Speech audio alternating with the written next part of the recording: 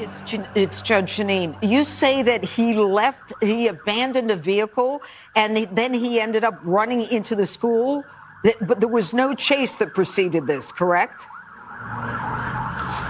We are not hearing anything about a chase. There were rumors that were flying around that this was some sort of Border Patrol chase. I have not heard anything of the sort. I have not confirmed any of that information. I have no reason to believe any of that. Those rumors are credible at this moment. Hey everybody, Carl Kirby here. I'm out in Glendive, Montana at the Glendive Dinosaur and Fossil Museum. You have got to come and see this place. They do an amazing job here. Sweet folks, make a trip. It's worth it. You know, for the last couple of years, we've been sitting at home. Time to get out. Come out here to Glendive, check it out. It's amazing. Now, in the background, you see something kind of interesting there. You see a fossil, and inside there is something that is like, okay, what is that? Well, that's Archaeopteryx.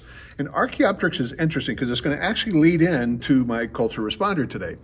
Archaeopteryx is essentially, it's a bird. Now, it had unique features, no doubt about it. It had claws on its wings, had a long tail, but it had a wishbone, it had teeth. So think about this for a second. You're going to see this being used as evidence that a dinosaur evolved into the bird. Well, doesn't work that well. There's a very interesting thing. I'm going to challenge you to go do this. I do this in my college class. Go do a search on the internet for an image called Path to Birds. That's it, Path to Birds. Do a search on it, you'll find it. Take a look at that, and then what you're going to see is that you've got a velociraptor over here that turns into this, to turn into this, to turn into this, to get to Archaeopteryx, which has got both lizard, reptilian, and avian features, and then it turns into this, and then you get the bird. Here's my assignment to you, because I do this to the college class. They don't like me. You got to go find two pieces of information. Number one, how old are each one of those supposed ancestors? And what is the actual evidence that was found? Now, I make my college class get 3 secular sources. I don't want any of that Christian junk in here, right? I want you to get 3 secular sources, dates, and what they actually found. What you're going to find is, when you do that search, Archaeopteryx, which is supposedly this transition from reptile, dinosaur, to bird, is 150 million years old. Velociraptor, this full reptilian thing that supposedly turned into the bird, is 70 million years old. Now, I'm not a genius, you know that by now, but how in the world do you get the grandchild living before the grandfather unless you got a DeLorean with whatever gigawatt flux capacitor that was to make it go back in time? It doesn't work. So this was fully bird. Now, what about the teeth? There's birds today that have teeth. I mean, if you take a microscope image of hummingbird, there are certain hummingbirds that have teeth. What about claws on the wing? Ostrich has claws on the wing. Well, guess what? There's another bird. It's called the Huatzin, and it's the South American cowbird. Interesting name.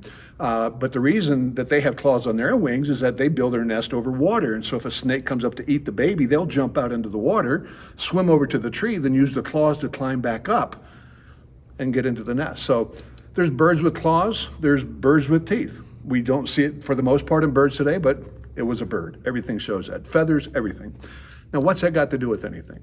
Because you've seen the tragedy, I mean, the absolute tragedy of the killing of young people and teachers down in Uvalde, Texas.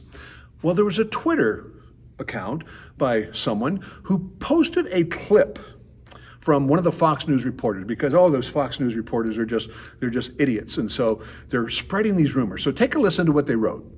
Took about 2 minutes to repeat an unverified rumor on air that it was some sort of Border Patrol chase. There were rumors that were flying around that this was some sort of Border Patrol chase. I have not heard anything. So this individual is blaming the on-air reporter, the Fox News reporter, for spreading this lie that this man that went in and killed those young people and teachers, that they were being chased by a Border Patrol agent and they were an illegal alien. So here's Fox News spreading that false information, fake news, right? There's just one problem. I do this in another class that I teach. When you are looking at media, you better dig deep.